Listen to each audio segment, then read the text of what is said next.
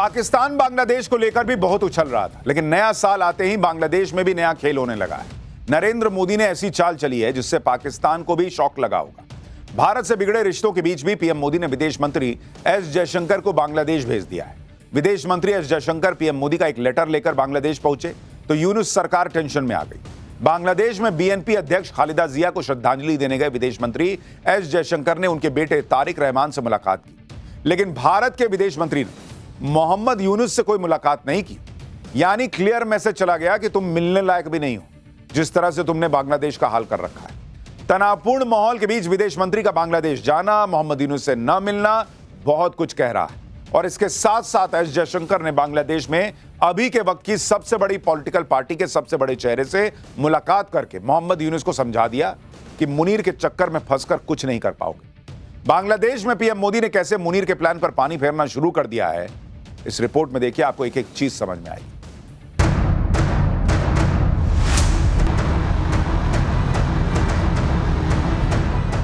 मोदी के Dhaka master plan का blueprint तैयार है। बांग्लादेश पर मोदी जियोपॉलिटिक्स की सियासी बिसात बिछाकर बैठे हैं, जहां खेल भी उनका है, मोहरे भी उनके हैं, प्यादे भी उनके हैं और चाल भी उनकी है। बेगम खालिदा जिया के जनाजे पर विदेश मंत्री एस जयशंकर को भेजकर मोदी ने कूटनीति के तीर से दो निशाने साध लिए हैं। पहला है भारत बांग्लादेश के रिश्तों में आई तल्खी को नरम करना और दूसरा बांग्लादेश के नंबर 2 मैन को बांग्लादेश भेजकर दुनिया में संदेश देना कि भारत रिश्ते सुधारने में पहला कदम बढ़ा चुका है।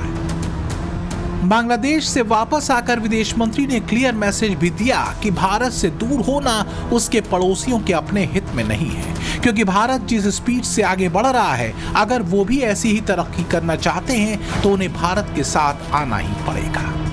I was there in Bangladesh just 2 days ago.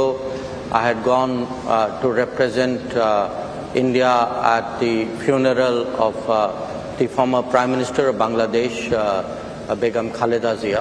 There is as I said, a good neighbor, bad neighbor, but an overall neighborhood policy. Most of our neighbors, I think, have, a realization that India's growth is today a lifting tide. That if India grows, all our neighbors will grow with us. They will have many more opportunities. I think that, in a sense, is the message which I also took to Bangladesh. यहां भारत की ओर से दो अहम कूटनीतिक संदेश देखने को मिले। विदेश मंत्री बेगम खालिदा जिया के बेटे और बीएनपी के नए फेस तारिक रहमान से तो मिले, लेकिन मोहम्मद यूनुस से कोई मीटिंग, कोई मुलाकात नहीं की। एस जयशंकर के बांग्लादेश दौरे की एक और तस्वीर बेहद चर्चा में है, जब वो पाकिस्तानी स्पीकर अयाज सादिक से मिले और उनसे हैंडशेक किया। जयशंकर ने बांग्लादेश के मुख्य सलाहकार मोहम्मद यूनुस से कोई बैठक नहीं की, जो भारत बांग्लादेश संबंधों में वर्तमान तनाव की गंभीरता को दिखाता है। ये कदम खास तौर पर तब और ज्यादा अहम हो जाता है जब नेपाल के विदेश मंत्री और पाकिस्तान की नेशनल असेंबली के स्पीकर सरदार अयाज सादिक ने यूनुस से स्टेट गेस्ट हाउस में मुलाकात की। भारत का स्टैंड साफ है। जब से यूनुस सरकार बनी है, वो बांग्लादेश में हिंदू अल्पसंख्यकों को सुरक्षा देने में नाकाम रही है। 300 से ज्यादा हिंदू और अल्पसंख्यक मारे गए हैं। लगातार हिंदुओं के घरों पर अटैक हो रहा है। अब यूनुस सरकार ने हिंदुओं के अधिकारों पर भी डाका डालना शुरू कर दिया है। बांग्लादेश सरकार की ओर से 2026 की छुट्टियों की लिस्ट जारी की गई है।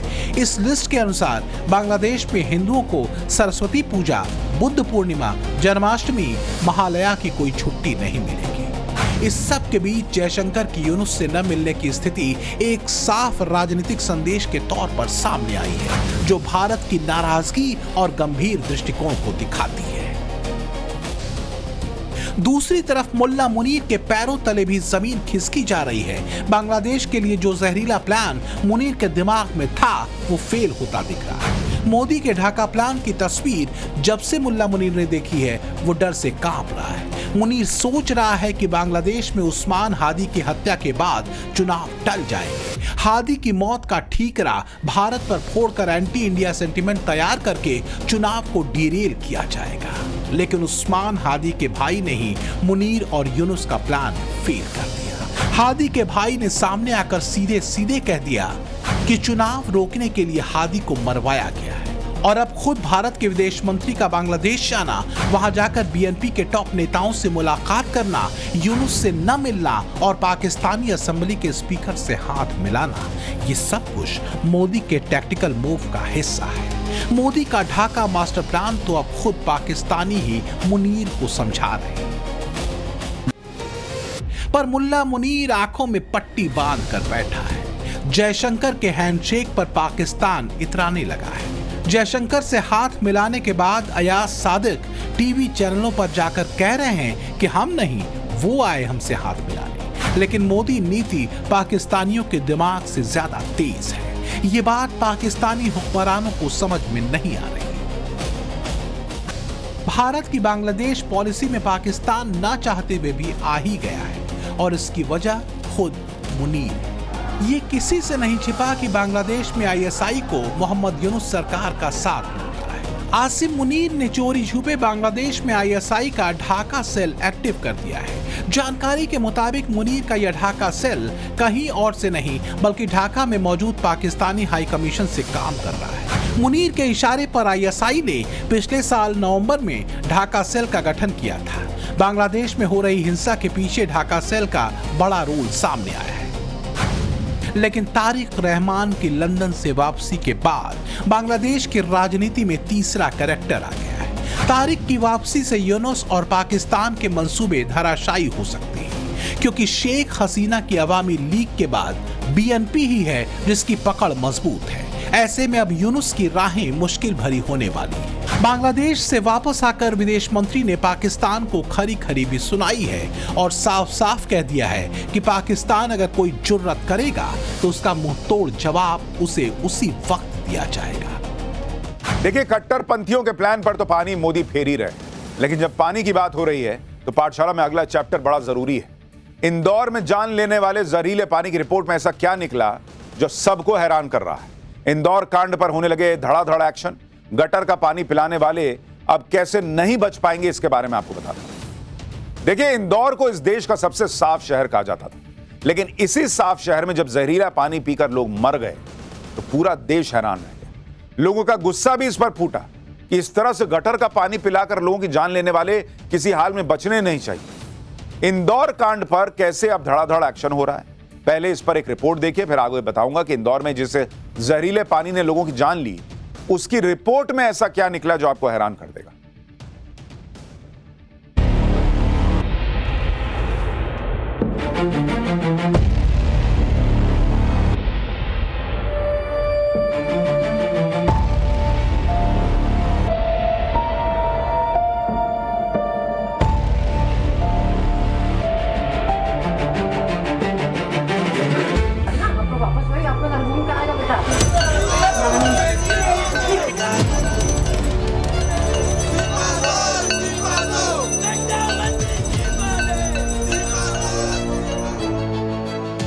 इंदौर जैसे शहर में गंदे पानी की सप्लाई से हुई मौतों ने गंभीर सवाल उठा दिए हैं, जिसके बाद सीएम मोहन यादव एक्शन में आ गए हैं। उन्होंने इंदौर के अपर आयुक्त को तत्काल हटाने के निर्देश दिए हैं। साथ ही प्रभारी सुपरिटेंडेंट इंजीनियर से प्रभार वापस ले लिया गया है। सीएम के आदेश पर इंदौर नगर निगम के कमिश्नर और अपर कमिश्नर को कारण बताओ नोटिस जारी किया गया है। इंदौर में दूषित पानी से हो रही मौत के विरोध में प्रदर्शन भी शुरू हो गया है। नगर निगम की अनदेखी के विरोध में कांग्रेस पार्षद की अगुवाई में लोगों ने आंखों पर पट्टी बांधकर प्रदर्शन किया। वहीं भोपाल में भी कांग्रेस के कार्यकर्ता सड़कों पर उतरे। कांग्रेस कार्यकर्ता बीजेपी के मंत्री कैलाश विजयवर्गीय के आपत्तिजनक बयान का विरोध कर रहे थे। हाथों में गंदे पानी की बोतल लिए कांग्रेस के कार्यकर्ताओं ने मंत्री कैलाश विजयवर्गीय के इस्तीफे की मांग की। शर्म करो, शर्म नहीं तो डूब मरो, डूब मरो, कैलाश विजयवर्गीय शर्म करो। हम ये पानी सांकेतिक प्रदर्शन कर रहे हैं कि प्रदेश की जनता ये पानी पी रही है और बीजेपी के विधायक मंत्री आरओ और बिस्लेरी का पानी पी रहे हैं। हमारी मांग है प्रदेश के मुखिया से, ऐसे गालीबाज मुख्यमंत्री, गालीबाज मंत्री, ऐसा जो घंटा शब्द इस्तेमाल कर रहे हैं। आपके मीडिया के साथी ने उनसे पूछा, उसके बाद अगले दिन उन्होंने प्रेस कॉन्फ्रेंस की, उसमें वो हंस रहे हैं। मध्य प्रदेश में पूरा दुख का माहौल है, इंदौर में दुख का माहौल है। ये गालीबाज मंत्री को इस्तीफा देना चाहिए। विपक्ष के निशाने पर मंत्री कैलाश विजयवर्गीय हैं। कांग्रेस का आरोप है कि इंदौर की जनता मर रही है और कैलाश विजयवर्गीय सो रहे हैं। हालांकि इंदौर के रहने वाले कैलाश विजयवर्गीय लगातार लोगों के बीच जा रहे हैं, उनकी समस्या सुन रहे हैं। उन्होंने लोगों की परेशानी पर क्या कहा, आप भी सुनिए। कैसे सो सकती है? इंदौर हमारा शहर है। इंदौर इतनी अगर तकलीफ में और मैं सो जाऊँ तो मेरे से बड़ा कोई आदमी नकारा नहीं होगा, तो कैसे सो सकता है? तो इतनी बड़ी घटना हो गई तो सोने का तो काम नहीं। सरकार एक्शन में आई तो अधिकारी भी फील्ड पर नजर आ रहे हैं। भगीरथपुरा में जगह जगह टैंकरों से साफ पानी की सप्लाई की जा रही है और लोगों को जागरूक भी किया जा रहा है।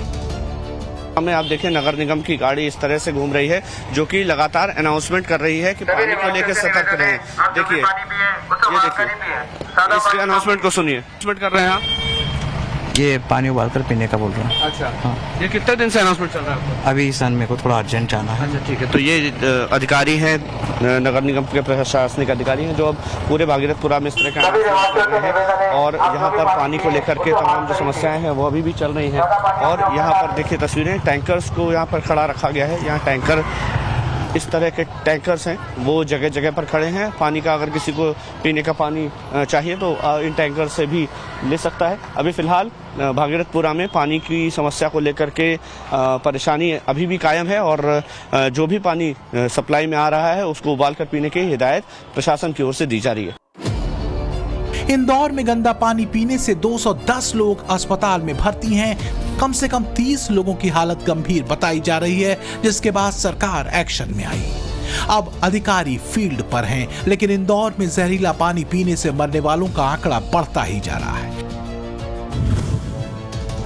सरकार कह रही है कि अभी तक 5 लोगों की मौत हुई है। आंकड़े बता रहे हैं कि 11 लोगों की मौत हुई है, जबकि कांग्रेस कह रही है कि 15 लोगों की मौत हो चुकी है। अभी तक 5 लोग की दुखद मृत्यु इस घटनाक्रम में हुई है और जो आंकड़े हमको अन्य सोर्सेज से आ रहे हैं, जैसे आपके माध्यम से या स्थानीय जनप्रतिनिधि माध्यम से, तो उसकी भी हम लोगों ने आज जो एमबीआई में बैठक हुई थी उसमें उनके सीनियर डॉक्टर्स की टीम बना दी है। वो उनकी एनालिसिस करके और फिर हम लोग जो अपनी रिपोर्ट होगी उसके हिसाब से अपडेट करेंगे। देश के सबसे साफ शहर का तमगा चिपकाए इंदौर में चीख पुकार मची है। घरों में मातम पसरा हुआ है, शहर में गुस्सा है और पानी में जहर खुला हुआ है। बताया जा रहा है कि 25 दिसंबर से नालों में आने वाला पानी पीने से बीमार लोगों के अस्पताल पहुंचने का सिलसिला शुरू हुआ। शुरुआत में उल्टी और दस्त से जूझ रहे 18 मरीजों को 2 अस्पतालों में भर्ती किया गया। 28 दिसंबर को स्वास्थ्य विभाग की टीम के साथ मंत्री कैलाश विजयवर्गीय मरीजों से मिलने पहुंचे। 29 दिसंबर को डायरिया से एक व्यक्ति की मौत की पुष्टि हुई और शाम तक ये आंकड़ा 4 हो गया। 30 दिसंबर को जानकारी सामने आई कि बीते 4 दिनों से बस्ती में लगातार मौतें हो रही थीं। गंदा पानी पीने की वजह से मृतकों की संख्या 14 तक पहुंच चुकी थी। इंदौर जैसे शहर में पीने के पानी से मौत हो जाए, ये तो लोग सोच भी नहीं सकते थे, क्योंकि भाई जिस शहर की ब्रांडिंग ही सबसे साफ शहर के नाम पर हो रही हो, उस शहर में कोई गंदगी की वजह से मर जाए तो सवाल तो उठेंगे ही उठेंगे। आप ये जानकर हैरान रह जाएंगे कि ये मामला महीने 2 महीने का है ही नहीं, 3.5 साल से लापरवाही बढ़ती जा रही और इस लापरवाही का खामियाजा लोगों ने जान देकर चुकाया है। अब जो रिपोर्ट सामने आ रही है वो तो और ज्यादा चौंकाने वाली है। लैब रिपोर्ट में पानी में बैक्टीरिया होने की पुष्टि हुई है। सैंपल में फेकल कोलिफॉर्म नाम का सीवेज बैक्टीरिया मिला है। फेकल कोलिफॉर्म बैक्टीरिया जानवरों और इंसानों के मल में पाया जाता है। इससे पेट की बीमारियां, स्किन इन्फेक्शन, सांस की समस्याएं होती हैं। पानी के सैंपल में ई कोली बैक्टीरिया भी मिला है। ई कोली गंभीर फूड पॉइजनिंग का कारण बनता है। इससे कमजोर लोगों में किडनी फेल होने तक का खतरा होता है। लैब रिपोर्ट में सामने आया है कि क्लेबेसिएला बैक्टीरिया से लोगों को यह बीमारी हुई। क्लेबेसिएला बैक्टीरिया से निमोनिया, यूटीआई, खून में इंफेक्शन या घाव में इंफेक्शन हो सकता है। इंदौर के इस मामले में लापरवाही किस हद तक हुई, उस पर भी नई रिपोर्ट में खुलासा हुआ है। बताया जा रहा है कि 15 सितंबर 2022 को पाइपलाइन बदलने का प्रस्ताव MIC तक पहुंच चुका था, लेकिन यह फाइल 6 फरवरी 2023 को दोबारा आयुक्त के पास लौटा दी गई। यानी एक जरूरी काम 144 दिन तक जनप्रतिनिधियों के पास अटका रहा। अधिकारियों ने न तो निगरानी में सख्ती दिखाई, न ही काम की रफ्तार बढ़ाई। नतीजा यह हुआ कि 3.5 साल बीतने के बावजूद काम अधूरा रहा। आज चाहे कितने ही तर्क दिए जाएं, हकीकत यही है कि अनदेखी और लापरवाही ने सिस्टम को खोखला कर दिया। ऐसे सिस्टम की कीमत आखिरकार आम लोगों ने बीमारी, परेशानी और जान के जोखिम के रूप में चुकाई। मेडिकल कॉलेज की रिपोर्ट में साफ हो चुका है कि जानलेवा बैक्टीरिया वाले पानी से ही मौतें हुई हैं। स्थानीय लोगों का आरोप है कि उन्होंने सालों से गटर का पानी आने की शिकायतें की थी, लेकिन कोई एक्शन नहीं लिया गया। बताया जा रहा है कि गटर का पानी लीक होकर पीने के पानी की लाइन में मिल रहा है। नगर निगम की टीम पिछले 6 दिनों से मौके पर है, फिर भी लीकेज पॉइंट अभी तक नहीं मिल पाया है। वहीं पूरे मामले की मुख्यमंत्री से शिकायत करने वाले वार्ड 11 के पार्षद कमल वाघेला भी इंफ्रास्ट्रक्चर खराब होने की बात कह रहे हैं। कमल वाघेला लोगों के घर पहुंच रहे हैं, खुद पानी पीकर चेक कर रहे हैं कि कितना सुधार हुआ है। कमल वाघेला ने दोषी अधिकारियों पर सख्त एक्शन की मांग करते हुए क्या आरोप लगाए, आप भी सुनिए।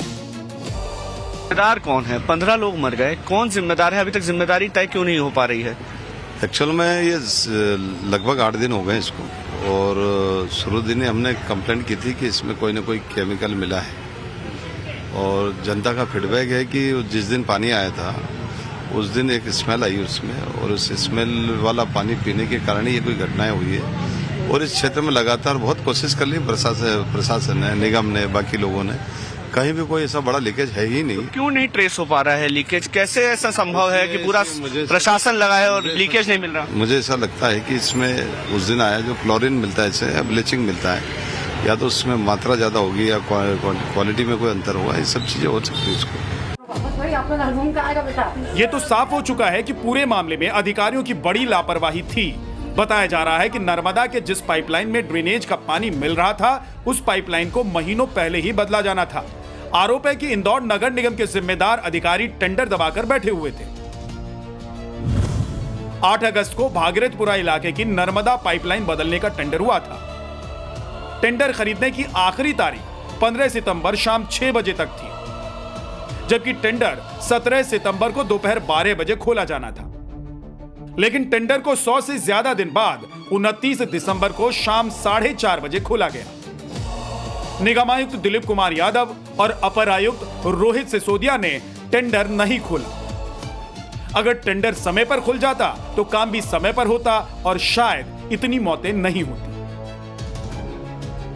इंदौर के जहरीले पानी वाले कांड के बाद सरकार चारों तरफ से घिरी नजर आ रही है। कांग्रेस को भी सीएम मोहन यादव के बहाने पीएम मोदी पर निशाना साधने का मौका मिल गया है। राहुल गांधी ने कहा, इंदौर में पानी नहीं जहर बटा और प्रशासन कुंभकर्णी नींद में रहा। जब जब गरीब मरते हैं, पीएम खामोश रहते हैं। वहीं कांग्रेस अध्यक्ष मल्लिकार्जुन खड़गे ने कहा, बीजेपी के निकम्मेपन के चलते लोग साफ पानी पीने के मोहताज हैं। दूषित पानी से मौत पर पीएम मौन है। कांग्रेस के निशाने पर पीएम मोदी थे तो बीजेपी के ही नेता उमा भारती मोहन यादव सरकार पर जमकर बरसे। पूर्व सीएम ने अपने ही सरकार को घेरते हुए कहा, पानी पीने से मौत से सरकार और व्यवस्थाएं कलंकित हुई। इस पाप का घोर प्रायश्चित करना होगा। उमा भारती साफ कर रही हैं कि ये पाप तभी उतरेगा जब दोषी अधिकारी और जिम्मेदार लोगों को सजा मिलेगी। लेकिन अब जो रिपोर्ट सामने आ रही है, अगर उस पर करप्शन शुरू हुआ तो कई लोगों का पत्ता कट जाएगा। क्योंकि इंदौर में यह समस्या सिर्फ भागीरथपुरा की नहीं थी, बल्कि शहर के कई इलाके पीने के गंदे पानी से कई सालों से जूझ रहे हैं। इससे पहले प्रदूषण नियंत्रण बोर्ड की एक रिपोर्ट आई थी, जिसके मुताबिक प्रदूषण नियंत्रण बोर्ड ने 2016 से 17 और 17 से 18 के दौरान शहर के 60 स्थानों से पानी के सैंपल लिए थे। इनकी जांच रिपोर्ट 2019 में आई, जिसमें 60 में से 59 सैंपल फेल हो गए। यानी इंदौर के 59 स्थानों पर नालों से आने वाला पानी पीने के लायक ही नहीं था। बोर्ड ने नगर निगम को 3 बार पत्र लिखकर गंदे पानी को लेकर चेतावनी भी दी थी। इन इलाकों में सफाई के बाद ही पानी की आपूर्ति करने की बात कही थी, लेकिन इसके बावजूद जमीनी स्तर पर कोई ठोस कार्रवाई नहीं हुई। बाद में इस मामले की जानकारी central ground water board Bhopal को दी गई। यानी पानी के प्रदूषित होने की जानकारी इंदौर से भोपाल तक थी। अधिकारियों से लेकर सरकार को भी खबर थी कि गंदे पानी के चलते बड़ा कांड हो सकता है, लेकिन इसके बाद भी फाइलें दबाकर रखी गई, टेंडर को लगातार टाला गया, जिसका नतीजा सामने है। इंदौर में लोग पानी पीकर मर रहे हैं और आरोपी चुल्लू भर पानी खोज रहे हैं। पाठशाला में वक्त है अगली क्लास का, जिसमें आपको दिखाने जा रहा हूं 2026 में पीएम मोदी का धाकड़ मेगा प्लान। नया भारत देख दुनिया होगी हैरान।